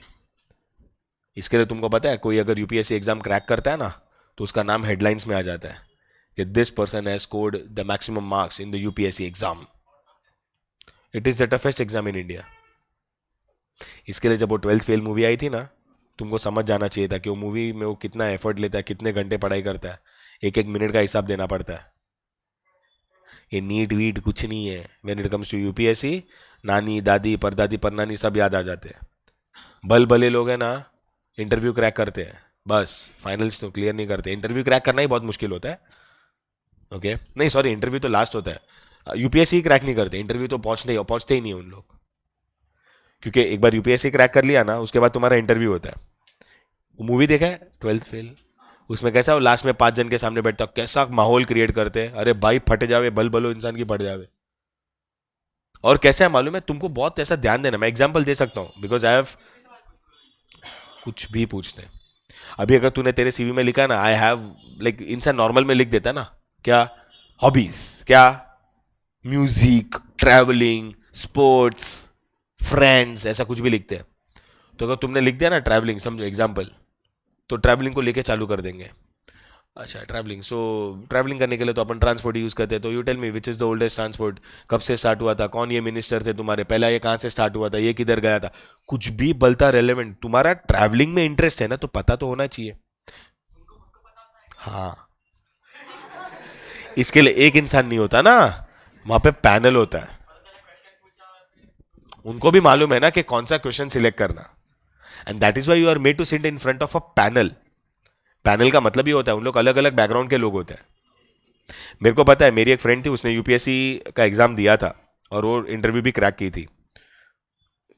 तो now she is a civil servant. तो उसको क्या था मालूम है, उसको मानती, जो लोग प्रिपेयर करते हैं ना भाई, वो अलग लेवल पे होते हैं. ठीक है, अभी मेरा तो उसके साथ कांटेक्ट भी नहीं है, बट जब था, क्योंकि हम लोग एक ही इंस्टीट्यूट से थे ना, तो मुझे पता था. तो उसने लिखा था I love to read, reading is my hobby. Reading में क्या स्पेसिफाई तो किया नहीं है, रीडिंग. तो जब इंटरव्यू आया तब पूछा, या you heavy of, I mean you have an hobby of reading, what specifically. Question ऐसे आता, what specifically. Books and novels and oh now that's a good habit. Can you tell me which is your favourite novel. उधर से start होता है उनका question. तो उसने बोला X Y Z novel of this particular author. Oh this author, can you tell me about this author, any other books that he has written और she is written. अच्छा अच्छा, फिर वो नॉवेल की बात करते हैं. So this specific novel, what did you personally take out of this novel. क्योंकि ये जब जो एक्स्ट्रॉर्डनरी क्वालिफाइड लोग होते हैं और ये सब बोलते हैं ना, जब हम लोग को इतना पढ़ने विढ़ने में इंटरेस्ट है, वो तो ये जो बुक्स होती है ना, वो फिक्शनल नहीं होती है, वो थोड़ी बहुत रियलिस्टिक होती है, मोटिवेशनल होती है वो. अच्छा, what form of motivation did you get, like what topic made you think about this, what relevance, can you give me any relevance to that so I can understand you. भाई उसको घुमा फिरा के इधर उधर से क्या क्या क्वेश्चन. अच्छा this book, okay this author, या उधर से चालू होता है इन लोग का. और एक चीज याद रखना, कैसा है मालूम है, इट्स नॉट दैट तू सामने आया और मैंने क्वेश्चन जनरेट किया है, नहीं. तेरा इंटरव्यू लेना है ना, मेरे पास मेरा क्वेश्चनर रेडी रहता है. क्वेश्चनर में 5 लोग हैं, तू 5 में से एक सवाल का आंसर तो देगा ही. उधर से इंसान स्टार्ट करता है. That's how an interview is. तेरे को क्या लगता है कि तू जाएगा तो सामने वाला तभी रेडी होगा, मतलब उसका इंटरव्यू है कि तेरा इंटरव्यू है. ऐसे ही होता है. क्योंकि उसने पूछा ना, डियर तूने तेरे सीवी में लिखा कि आई लव रीडिंग, तो मैंने सवाल स्टार्ट किया, रीडिंग लाइक व्हाट. और पता चलता है ना कि तू रीडिंग में तू क्या बोलेगी, चाचा चौधरी पढ़ रही है. पढ़ोगे तो कुछ बड़े लेवल पे, इंटेलेक्चुअल लेवल पे पढ़ोगे, ये सो नो, राइट. तो तूने बोला मेरे को नॉवेल्स पढ़ना अच्छा लगता है, तो मैं पूछूंगा कौन सी नॉवेल्स, तो तू बोलेगा ये नॉवेल, ऐसी टाइप की नॉवेल. अच्छा, उसमें से तेरी फेवरेट कौन सी है, तो बोलेगा ये. ओके, अब बता इसके बारे में. मुझे पता है कि घुमा फिरा के मेरे को तेरे को उधर ही लेके जाना है जहां पे मेरे सवाल है. तू बोलेगा ना मेरे को ये नॉवेल पसंद, तो मैं सवाल चेंज कर दूंगा, क्योंकि मेरे लाइन में नहीं जा रहा है ना. भाई तू ये टाइप की नॉवेल क्यों नहीं पढ़ता, क्यों नहीं पसंद. नहीं बेटा, ऐसे जवाब नहीं दे सकता ना तू। इंटरव्यू चालू है, दोस्त के साथ आर्ग्यूमेंट नहीं कर रहा है। तू ऐसे नहीं बोल सकता तेरे को पसंद है तू पढ़, है कि नहीं? ना ही ऐसे बोल सकता है आई रिफ्यूज टू आंसर। समझा? एंड भाई वो आईएएस है, ऐसा खाने पीने का बात नहीं है ना। हाँ हाँ हाँ। वाह बेटा, उन लोग मेरे और तेरे से टाइम पास वाले लोग हैं, उनको ऐसे उठाया है। क्या बेटा, थोड़ा आज है ना अपन फन करते हैं, दो चार लोग आने वाले हैं, उनका अपने को थोड़ा ऐसा छोटा मोटा इंटरव्यू लेने का स्टार्ट। It's not easy. आप इसके लिए क्या है, अपने को क्या है, फुटबॉल खेलने का, गोल मारने का, बस। ऐसे गोल अपन रखेंगे ना तो अपने सपना सर है ना गोल पोस्ट पे ही लगेगा। ओके। नहीं, मैंने भी सोचा था मैं आईएएस का स्टार्ट करूं, मैंने 6 महीना पढ़ाई भी की है, लेकिन बाद में समझ गया औकात के बाहर है। मैंने बंद कर दिया 6 महीने के बाद। It was impossible for me to know. सब आना पड़ता है, सब कुछ। History, politics, current affairs, international affairs, सब सब होता है। फिर उसमें से तेरा फील्ड ऑफ स्पेशलाइजेशन भी आता है ना। मोस्टली है ना, लोग है ना पॉलिटिक्स को लेते हैं, और पॉलिटिक्स बहुत बेकार है। मेरे को तो पॉलिटिक्स वैसे भी समझ में नहीं आता। करंट अफेयर्स, इंटरनेशनल अफेयर्स, सब कुछ, maths, quants, LR, logical reasoning, भाई उसमें इंसान खत्म हो जाता है। और इनका लॉजिकल रीजनिंग ऐसे होता है। एक मेरे को एक फ्रेंड ने बोला था, नहीं फ्रेंड नहीं, एक दिन सर ही थे, एक दिन आए बोले थे, ठीक है अभी तू यहाँ पे मेरे सामने बैठा है, बरोबर है, तो मैं तेरे को मतलब बोलते हैं ना वो एकदम बेसिक बेसिक मतलब फर्स्ट स्टैंडर्ड के बच्चे वाला अगर क्वेश्चन पूछो आईएएस लेवल पे ना, तो बोलेंगे what is the colour of the wall behind your back. बोल, वाइट है। बस खत्म, इधर ही बर्बाद हो गया तू। पीछे मुड़ा ना, बात उधर ही फेल हो गया। दो चीजें हो सकती है, जो यहां पे है या जो यहां पे वही सेम वहां पे रहेगा। कोई स्मार्ट इंसान रहेगा, थोड़ा ऑब्जर्वेशन अच्छा रहेगा, और मैंने तेरे को सवाल पूछा ना सर क्या what is the colour of the wall behind your back, तो तेरा आंसर क्या होना चाहिए sir, it's the same which is in front of you.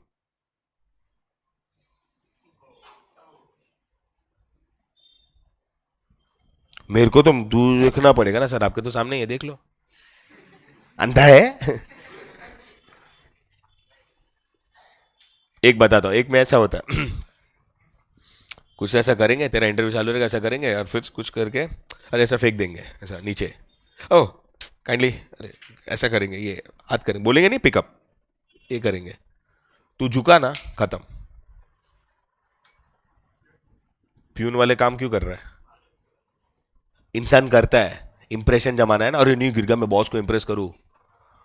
उस टाइम पे तेरे को उधर बेल बटन रहता है, बेल दबाने का, प्यून आएगा, प्यून को बोलने का उठा के दे सर को, मैं ये काम के लिए नहीं है। एटीट्यूड दिखाना नहीं है, बट वो जस्टिफाई करना चाहिए।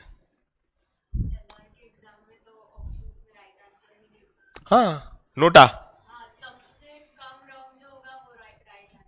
ऐसा भी होता है, यस। मतलब 5-6 ऑप्शन या 4 ऑप्शन रहेंगे, चारों रॉन्ग है, but you have to get to the closest. हाँ हाँ, बरो अपने का गोल मारने का, ऐसे गोल रखने नहीं है।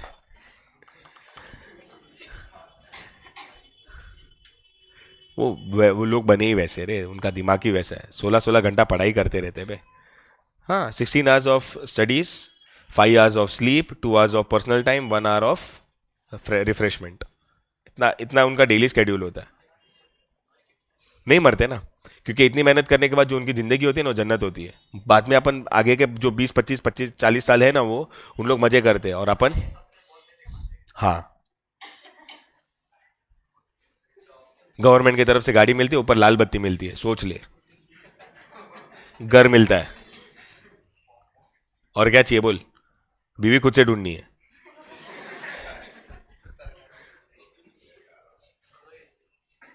बस हो गया बेटा, जिस गाड़ी के ऊपर लाल बत्ती हो ना, खत्म हो जाता है उधर ही।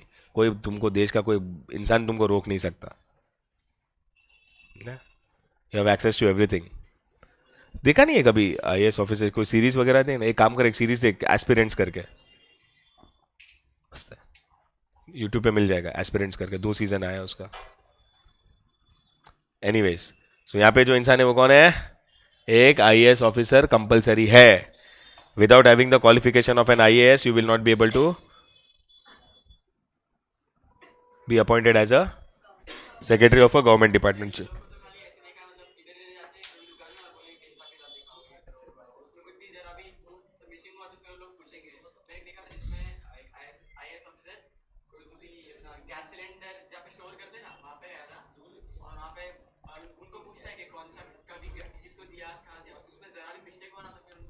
इंक्वायरी.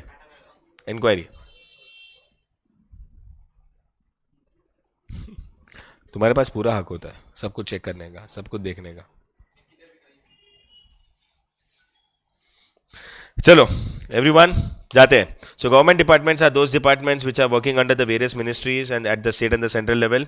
Now appointment क्या है ना, in the functioning of the government of India, okay, and the state government, a secretary is an administrative head, okay, of that particular ministry of departments. So in the union and the state government, secretaries are holding a very important position, बरोबर, like a finance, defense और a home secretary. Qualifications में देखने जाओ तो उन लोग का क्या है, मिनिमम उनके पास एक ग्रेजुएट एंड आईएएस की डिग्री तो चाहिए ही चाहिए अंडर द सिविल सर्विस. तुमको बताओ एक बेस्ट एग्जांपल लेते हैं अपन. क्या मिनिस्टर्स आते हैं जाते हैं, मिनिस्टर्स काम के हैं कि नहीं है डजेंट मैटर, बट वो सेक्रेटरी हमेशा रहता ही रहता है. ये मूवी देखा नायक, एग्जांपल दिया था मैंने, दिया था ना एग्जांपल. नायक मूवी कितने जन ने देखा है भाई? लेजेंडरी मूवी है वो, लेजेंडरी मूवी है, बरोबर है. तो उसमें मेन कौन है? अनिल कपूर है. विलन कौन है? अमरीश पुरी. और ये दोनों के साथ एक और कैरेक्टर होता है जिसका नाम है परेश रावल. बाबू भैया, बरोबर है, परेश रावल रहता है. क्या होता है उस मूवी में? नॉर्मली मतलब नॉर्मल में क्या, वो Amrish Puri was the CM. फिर वो कुछ कांड होता है, राइट्स होते हैं, फिर उसका इंटरव्यू लेता है अनिल कपूर. और जज्बाती में आके क्या करता है, अनिल कपूर को क्या बोलता है वो, तू एक दिन का सीएम बन जा. फिर वो बन जाता है, बहुत अच्छा काम करता है, फिर वापस वही अपॉइंट होता है. मेरे को एक बात बताओ, जब अमरीश पुरी सीएम था, फिर एक दिन के लिए ये सीएम बना, फिर वापस अमरीश पुरी सीएम बना, फिर वापस ये सीएम बना, इन लोग तो बदलते रहे, एक इंसान तो सेम ही था. कौन? परेश रावल. वो तो वहीं पे था ना. He was not their assistant, उनका पीए नहीं था वो चीफ मिनिस्टर के कैबिनेट का सेक्रेटरी था. अमरीश पुरी का तो पीए वो था ना, सौरभ शुक्ला, वो जाड़िया, बरोबर, वो था. वो अपन उसकी बात ही, हाँ वो भी एक सेक्रेटरी है लेकिन वो पर्सनल सेक्रेटरी है. मैं क्या बोल रहा था, डिपार्टमेंटल सेक्रेटरी. डिपार्टमेंटल सेक्रेटरी में उसका रोल कौन था? परेश रावल का. समझा? इन लोग आएंगे जाएंगे डजेंट मैटर, वो इंसान कॉमन रहता है, वो हमेशा रहता है. समझा कि नहीं समझा ऑल ऑफ यू? पक्का? श्योर? अ मिनट टू, ये फटाफट देख लो फास्ट, क्विक. तो अपने टाइप्स ऑफ सेक्रेटरीज भी खत्म हो गए एवरीवन.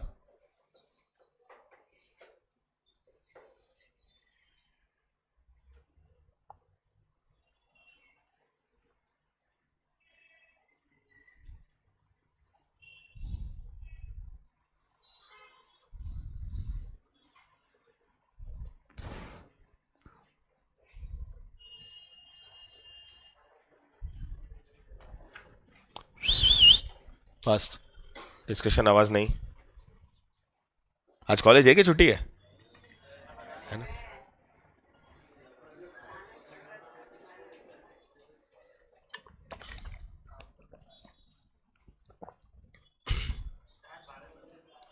भारत बंद नहीं है वैसे भी, खाली महाराष्ट्र बनता, बट वो भी नहीं है. भारत बंद क्यों होगा बे? घंटा. व्हाट्सएप वाली चीजें बिलीव करनी पड़ती है.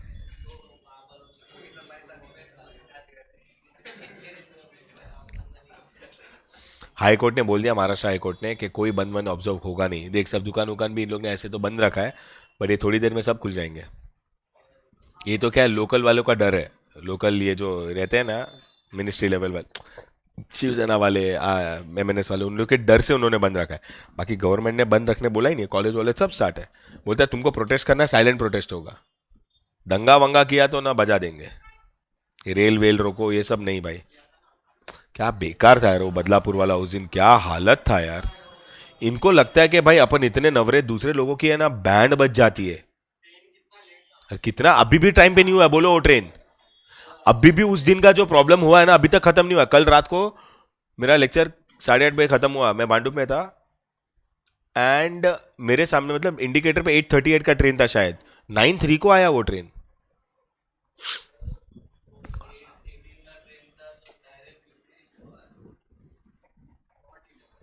सर, बीपी भी बहुत बढ़ जाता है हम लोग को, ट्रैवलिंग में ही बहुत सोमया ना, ठीक, खाली 4-5 स्टेशन से dear. Think about people who are travelling far. और अपने को क्या है मालूम है, थाना और थाने के ऊपर जाना है ना, कोई प्रॉब्लम नहीं है, हर ट्रेन जाएगा. जो थाने के बाद वाले लोग रहते हैं ना, फ्रस्ट्रेटेड और वो सब गुस्सा अपने में निकालते वो तो ऐसे ही रहता है. उसमें भी लेडीज कंपार्टमेंट तो बाल भी खींचते हैं. तू क्या कर रहा था? अच्छा, तू देख रहा था. कुछ कुछ कुछ भी करते हैं लेडीज कंपार्टमेंट में पागल लोग. एनीवे, समझा. सो गाइज, यहाँ पे है ना टाइप्स ऑफ सेक्रेटरी खत्म होता है. There are 2 answers which are left, that I think we will most probably complete in the next session, which is about the functions and उसके बाद क्वालिटीज. बरोबर है, वो अपना नेक्स्ट सेशन तक खत्म हो जाएगा. क्लियर है all of you? So that next session would be in the next week. ठीक है, नेक्स्ट वीक ना, तो सैटरडे ना यार. ओके, चलो bye guys, I will see you.